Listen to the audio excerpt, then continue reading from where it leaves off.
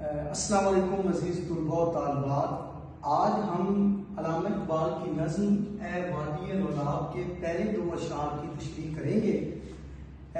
پہلا شعر ہے کہ پانی تیرے چشموں کا تڑپتا ہوا سیماب، مرغان سحر تیری فضاؤں میں ہے بےتاب۔ سیماب کا مطلب ہوتا ہے پارا، مرغان سحر کہتے ہیں صبح کے پرندوں کو، اسی طرح فضا کہتے ہیں ہواؤں کو، اور بےتاب کا مطلب ہوتا ہے بے چین ہونا۔ اس کا مفہوم یہ ہے کہ اے وادی لولاب، تیرے چشموں کا پانی پارے کی طرح متحرک ہے، تیری فضا میں پرندے بے قرار ہیں۔ علامہ اقبال نے یہ وادی لولاب جو نظم لکھی ہے نا، پہلی بات تو آپ کو میں بتاتا چلوں کہ علامہ اقبال کا آبائی تعلق جو ہے نا وہ کشمیر تھا۔ کشمیر ایک خوبصورت علاقہ ہے اور اس کی وادی جو ہے نا یہ وادی لولاب، یہ بھی کشمیر کی ایک وادی ہے جو کہ انتہائی خوبصورت ہے۔ علامہ اقبال ویسے بھی فطرت کے شاعر ہیں، فطرت شناس تھے، ان کو اس وادی سے بھی بہت زیادہ پیار تھا، محبت تھی، اس لیے جو ہے نا وہ اپنی شاعری میں کئی بار جو ہے نا وہ وادیوں کے بارے اشعار لکھتے ہیں، شاعری کرتے ہیں۔ تو یہاں پر بھی وادی لولاب نظم لکھی ہے۔ دراصل وادی لولاب مسلمانوں کی وادی تھی جس میں نا ایک ہندو راجا نے قبضہ کر لیا تھا۔ تو جب انہوں نے قبضہ کر لیا، علامہ اقبال چاہتے تھے کہ یہ قبضہ جو ہے نا ختم کر کے یہ وادی دوبارہ مسلمان حاصل کر لیں، اس لیے یہ نظم لکھی گئی ہے۔ پہلے شعر کے لیے تشریحی نکات آپ کو میں نے 5 لکھوائے ہیں، اگر آپ کو 2-3 بھی یاد رہ جاتے ہیں تو آپ اچھی تشریح کر سکتے ہیں۔ پہلی بات آپ نے بتانی ہے کہ اقبال فطرت شناس شاعر ہیں۔ علامہ اقبال ایک فطری شاعر ہیں، وطن سے ان کو بہت زیادہ محبت تھی، جیسا کہ ان کا ایک شعر بھی ہے کہ پتھر کی مورتوں میں سمجھا ہے تو خدا ہے، خاک وطن کا مجھ کو ہر ذرہ دیوتا ہے۔ فطرت کے شاعر ہیں۔ اسی طرح اس شعر کے اندر رواں دواں پانی کی بات کی گئی کہ پانی رواں دواں ہے، چل رہا ہے، پانی رکنے کا نام نہیں لے رہا، اور اس سے ہمیں علامہ اقبال درس دے رہے ہیں کہ جیسے پانی رواں دواں ہے، چل رہا ہے، حرکت میں ہے، ایسے ہی مسلمانوں کو بھی ہمیشہ حرکت میں رہنا چاہیے۔ اسی طرح میں نے آپ کو پہلے بھی بتایا کشمیر علامہ اقبال کا آبائی علاقہ تھا۔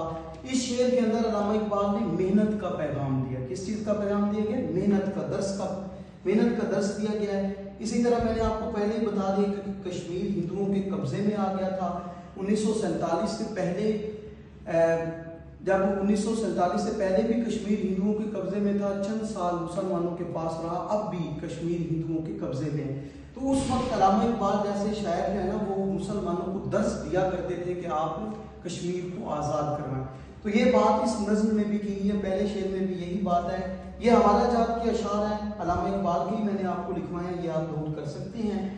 جنبش سے ہے زندگی جہاں کی، یہ رسم قدیم ہے یہاں کی۔ اسی طرح آسان شعر ہے علامہ اقبال کا کہ چلنے والے نکل گئے ہیں، جو ٹھہرے ذرا کچل گئے ہیں۔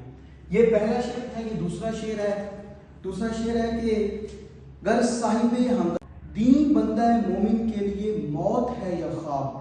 ممبر کہتے ہیں خطبہ دینے والی جگہ کو، اور محراب کہتے ہیں جہاں پر مؤذن یا امام صاحب نماز پڑھاتے ہیں خانہ کعبہ کی طرف منہ کر کے۔ صاحب ہنگامہ کہتے ہیں جوشیلے انداز والے، کہتے ہیں کہ اگر جو ممبر و محراب کا وارث ہے نا اس کی تقریر کے اندر جوش نہیں ہے تو مسلمانوں کے لیے دین جو ہے نا دین اسلام وہ پائیدار نہیں رہے گا۔ مطلب یہ کہ اگر ممبر و محراب کا وارث لوگوں کے دلوں میں انقلاب پیدا نہیں کر سکتا تو اس کا دین اس کے لیے موت یا خواب کی طرح ہے۔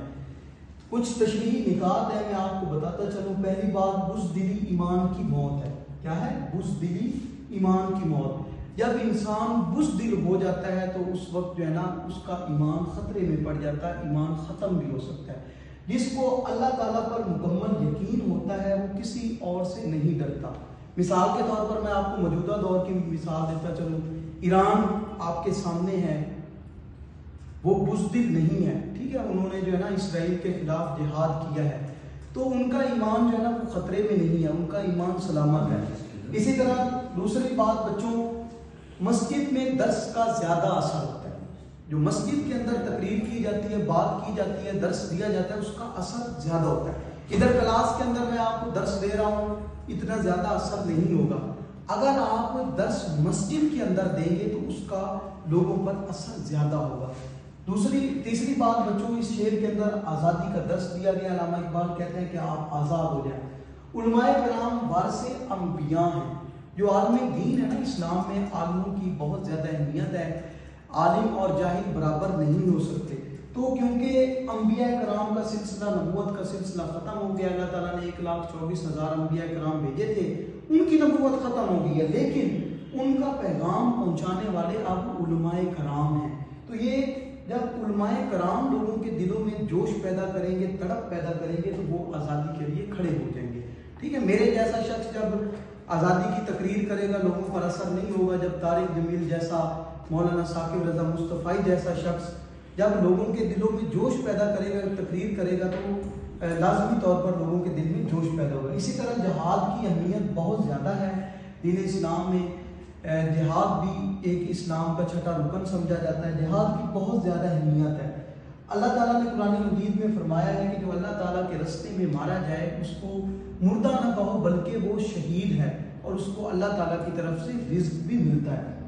جہاد ایمان کی روح ہے، ٹھیک ہے، جیسے ہمارے اندر روح ہے، ہم زندہ ہیں، تو ایسے ہی اگر ہم مسلمان جہاد کریں گے تو ہمارا دین اسلام بھی زندہ رہے گا۔ اگر ہم جہاد چھوڑ دیں گے تو ہمارا دین اسلام بھی ختم ہوگا۔ یہی بات اس شعر کے اندر کی گئی ہے۔ حوالے کے طور پر آپ 2 شعر لکھ سکتے ہیں۔ مولانا ظفر علی خان کا ایک شعر ہے کہ کوئی دن جاتا ہے پیدا ہوگی دنیا نہیں، خون مسلم صرف تعمیر جہاں ہو جائے گا۔ دوسرا شعر آپ یہ لکھ سکتے ہیں کہ خواب کی تعبیر پر اصرار ہے جن کو ابھی، پہلے ان کو خواب سے بیدار ہونا چاہیے۔ یہ تھی ہماری اے وادی لولاب نظم کے پہلے 2 اشعار کی تشریح۔ آپ اگلے اشعار کی تشریح کے لیے بھی میرے یوٹیوب چینل راشد بشیر 187 کو سبسکرائب کر سکتے ہیں۔ اللہ حافظ۔